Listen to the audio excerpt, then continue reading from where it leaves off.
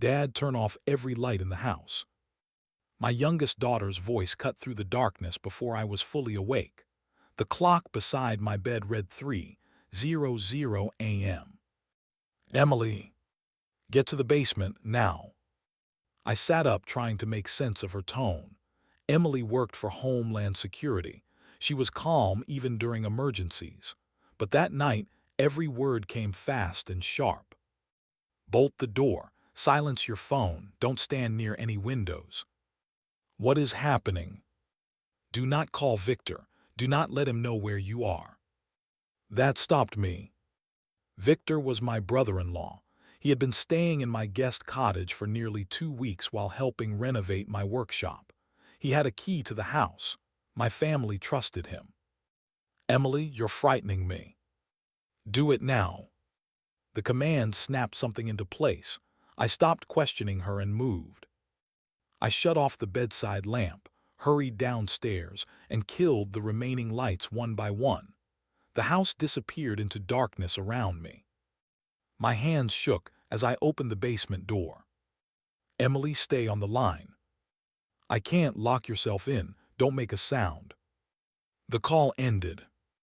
I descended the narrow stairs and slid the steel bolt across the basement door. The old furnace clicked behind me. Pipes groaned overhead. I stood in complete darkness, staring at my phone as though it might explain why my own daughter had ordered me to hide from a man I had treated like a brother. Then headlights swept across the small basement window. A vehicle rolled slowly into my driveway. A second one followed. Car doors opened outside. I counted at least 4. Boots crossed the gravel, then moved onto my porch. No one knocked. A key turned in my front door. My breath caught. Someone stepped into the house and whispered, "Check upstairs first." Drawers opened. Furniture shifted. Footsteps moved from room to room with the calm precision of people who already knew the layout. I lowered myself to the floor and looked through the thin gap beneath the basement door. 3 pairs of boots crossed the hallway. Then a man stopped directly outside. "He's supposed to be upstairs," he said. I pressed one hand over my mouth. Why were strangers searching my house? And why had Emily specifically warned me not to trust Victor? The man outside the basement door shifted his weight. For several seconds, I heard nothing except the slow hum of the furnace behind me. Then another voice called from upstairs. "Bedroom empty." A drawer slammed shut. My thumb hovered over the emergency call button on my phone. Every instinct told me to dial 911, but Emily had been clear. Stay silent, stay hidden, trust her. I lowered the phone. Footsteps moved above me again, deliberate and unhurried. Whoever these men were, they were not searching at random. They knew which rooms mattered. That realization brought back something Victor had said 3 weeks earlier. "I need part of the workshop for a few days," he had told me over dinner. "Just renovation equipment, nothing you need to worry about." Victor had been married to my sister, Laura, for nearly 25 years. He had helped me repair storm damage, handled paperwork after my wife died, and never once asked me for anything I considered unreasonable. So I gave him the workshop key. The first delivery arrived after midnight. When I asked why, Victor laughed. "Commercial suppliers run strange schedules." A second truck came 2 nights later. Then came the locked crates. "Expensive client equipment," Victor said when I reached for one of the latches. His smile disappeared for just a second. "Better if you leave those alone." I had noticed the late phone calls too. Victor would step into the yard whenever his phone rang, even in freezing weather. Once, when I walked toward the workshop, he came out so quickly he nearly knocked me backward. "Floor's unsafe," he snapped. A moment later, his usual smile returned. I told myself he was stressed. Now strangers were inside my house looking for me. The footsteps stopped again. A familiar voice came from the hallway. "He isn't here." My stomach tightened. It was Victor. He was not hiding from the intruders. He was helping them. Then the basement stair creaked. One heavy step descended. Then another. The footsteps continued down the basement stairs. I held my breath so long my chest began to ache. The shadow beneath the basement door grew darker as someone stopped on the other side. The doorknob turned once. It didn't move. The steel bolt held. For several agonizing seconds, no one spoke. Then a phone vibrated upstairs. A muffled voice answered. Understood. The man outside my door stepped away. Move, someone ordered. We're leaving. Within seconds, the footsteps climbed the stairs. A door slammed above me. Engines started outside and the vehicles disappeared down the gravel driveway. Silence returned. I stayed exactly where I was. 5 minutes later, my phone vibrated. Emily, don't come out, she said before I could speak. They're gone. They're moving to another location. Federal teams are moving into position now. Stay in the basement until I call you again. Emily, who were those people? I can't tell you yet. Was Victor with them? A long pause. Please trust me a little longer, Dad. The line went dead. I remained in the basement until daylight slowly filtered through the tiny window. Then came another sound. Not quiet footsteps this time. Sirens. Lots of them. Vehicle after vehicle pulled onto my property. Doors slammed. Someone shouted through a loudspeaker. Federal agents, stay where you are. A heavy knock struck the basement door. Mr. Daniel Mercer. Yes. This is Homeland Security. Unlock the door slowly. I slid back the bolt. The first thing I saw was an agent wearing a ballistic vest with large federal markings across the front. Sir, you're safe now. He escorted me outside. The peaceful rural road had become a crime scene. Federal vehicles blocked both ends of my driveway. Crime scene tape stretched across my yard. Neighbors stood in clusters along the road, pointing toward my house. As I stepped outside, dozens of eyes turned toward me. Whispers spread immediately. That's him. I heard they caught the owner. I always wondered what went on in that workshop. Before I could say a word, 2 local reporters arrived carrying cameras. One aimed a lens directly at me. The humiliation hit harder than the fear had. Laura came running from her car. She looked terrified. What did you do? She cried. I didn't do anything. Victor called me before sunrise. He said federal agents were coming because of something connected to your property. I stared at her. Victor called you. He said you must have gotten mixed up with dangerous people. I couldn't believe what I was hearing. Even now, he was trying to make me look responsible. An investigator approached us. Ma'am, we'll need you to remain behind the tape. Laura looked at me with disbelief before stepping back. I watched agents enter my workshop. Minutes later, they rolled out several large steel crates. Then another team removed what looked like hidden compartments built beneath stacks of perfectly ordinary renovation materials. One agent photographed everything. Another carefully logged each item. I felt sick. Those crates had been sitting on my property all along. An investigator stopped beside me. You had no idea these were here, did you? No. He studied my face for a moment before nodding. I believe you. What is all this? I can't answer that yet. Why not? Because arrests are still taking place. He looked toward the workshop before lowering his voice. There is one thing you need to know.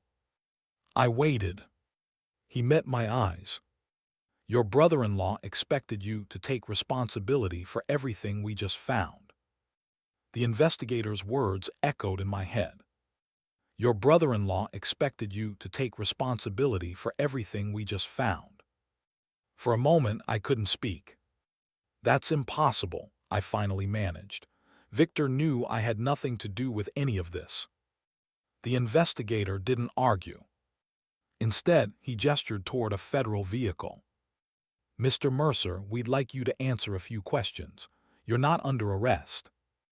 Even hearing those words did little to calm me. As I walked across my own driveway, neighbors watched from behind the barricades.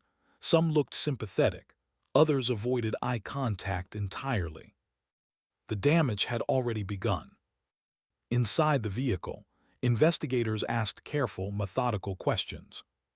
When did Victor first ask to use your workshop? Who had keys? Did you ever open the crates? I answered every question honestly. No. Never. I trusted him. Hours passed. Outside, forensic teams photographed every inch of my workshop, while technicians carried sealed evidence boxes to waiting trucks.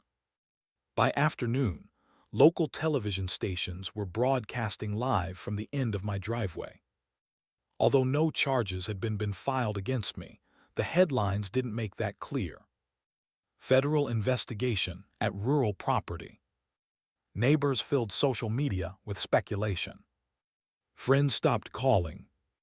One longtime fishing partner sent a short text. I hope this isn't true. I stared at the screen before putting the phone away.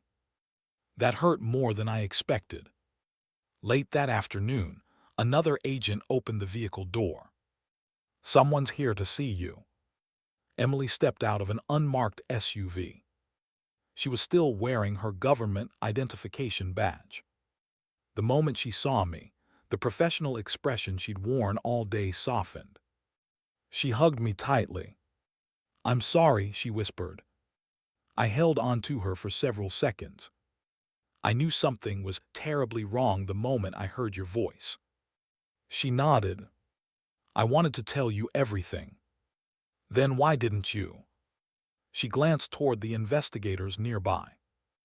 "Because if I had, months of work would have been destroyed, and Victor would have disappeared before we could stop him." We walked a short distance away from the others. Emily lowered her voice. "Our intelligence picked up conversations yesterday afternoon." "What conversations?" "They believed you'd started noticing things." I frowned. "I never confronted Victor." "You didn't have to." She continued carefully. "You walked toward the workshop several times. You asked questions about the deliveries. You noticed the late-night trucks." My stomach dropped. "So they thought." "They thought you knew enough to become a problem." I looked back toward the workshop. Every strange moment suddenly fit together. The locked crates. The midnight deliveries. Victor insisting on controlling access to the building. His sudden decision to spend the week in the guest cottage. "He stayed here so he'd know exactly when to move everything," I said quietly. Emily nodded. "Investigators believe last night was the planned removal." "What would have happened if you hadn't called me?" She didn't answer immediately.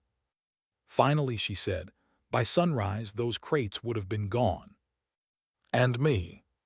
"You would have woken up with whatever they couldn't move still on your property." The meaning struck me instantly. Victor would have vanished. The evidence would have remained. And every finger would have pointed at me. Just then, agents throughout the property began speaking urgently into their radios. Vehicles started their engines. Doors slammed one after another. An operations commander walked quickly toward Emily. "They're moving," he said. Emily gave a single nod. Multiple arrest teams pulled away from my property at the same time, heading in different directions. We stood silently, watching the convoy disappear. Minutes felt like hours. Then Emily's secure phone vibrated. She answered without saying a word. She listened. Her shoulders slowly relaxed. A small smile appeared. She ended the call, looked directly at me and said, "They got him." Emily's words settled over me. They got him. For the first time since 3 o'clock that morning, I felt my knees weaken. I sat down on the tailgate of a government vehicle and covered my face with both hands. "It's over?" I asked quietly. She nodded. "It's over." An hour later, after the remaining arrest teams confirmed every operation had been completed safely, Emily finally sat down beside me. "I can tell you everything now." I listened without interrupting. For nearly a year, Homeland Security had been working alongside several federal agencies, investigating a sophisticated smuggling network operating across multiple states. The organization avoided warehouses and commercial storage facilities that investigators routinely monitored. Instead, they temporarily hid evidence and shipments on properties belonging to trusted relatives who had no idea they were being used. Victor had perfected that method. He chose family members because no one suspected them. My workshop had become one of the final transfer points. The renovation supplies were just camouflage, Emily explained. The hidden compartments your investigators found this morning were built specifically to conceal evidence until it could be moved again. I slowly shook my head. All this time, he counted on your trust. She told me investigators had intercepted communications the previous afternoon. Victor had become convinced that surveillance was tightening and feared the operation was about to collapse. He decided to remove everything before dawn. Unfortunately for him, federal investigators were already preparing coordinated arrests. The greatest concern wasn't the evidence. It was me. They weren't sure what Victor's crew would do if they found you awake, Emily said. If you unexpectedly walked into that workshop or recognized one of them, they might have viewed you as a witness. I looked at her. So that's why you sent me to the basement. Yes. You weren't hiding me from the investigation. I was keeping you alive. Neither of us spoke for several moments. Then I reached over and took her hand. You had to choose between protecting your investigation and protecting your father. A tear rolled down her cheek. I wasn't willing to lose either. I pulled her into a hug. I'm proud of you. So am I, she whispered, because you trusted me. Over the following days, the full story became public. Federal prosecutors announced the arrests of Victor Hayes and several members of the smuggling organization. Investigators presented evidence showing how Victor had manipulated relatives into providing storage locations without their knowledge. Authorities publicly confirmed that I had been an unwitting victim. The evidence found on my property had been secretly concealed by Victor and his associates. Every shipment, every hidden compartment, every late-night delivery had been carefully documented during the investigation. The rumors that had spread through town began to disappear. The same neighbors who had watched from behind the police tape stopped by to apologize. I shouldn't have assumed the worst, one admitted. My fishing partner showed up carrying 2 cups of coffee. I owe you an apology, he said. I should have called instead of believing the headlines. I accepted it. Most people only knew what they had seen that morning. Laura took much longer. When she learned the complete truth, she sat silently across from me at my kitchen table. I defended him, she said. You believed your husband. I accused my own brother. I reached across the table. You were manipulated too. She cried harder than I had ever seen. The divorce proceedings began within months. Victor's business collapsed almost immediately after the investigation became public. His assets were seized as additional victims came forward, and the reputation he had spent decades building disappeared almost overnight. He had expected me to lose everything. Instead, he lost his freedom. After investigators released my property, I emptied the workshop completely. Every crate was gone. Every hidden compartment was removed. I replaced every lock on the property, installed cameras around the house, and promised myself I would never again ignore uncomfortable questions simply to keep the peace. Emily visited every Sunday after that. Sometimes we sat on the porch with coffee. Sometimes we worked together in the rebuilt workshop. Neither of us talked much about that night anymore. We didn't have to. Every time I locked the house before bed, I remembered the phone ringing at exactly 3 o'clock in the morning. I remembered my daughter's voice telling me to trust her. And I remembered that the most frightening sound I heard that night wasn't the footsteps upstairs.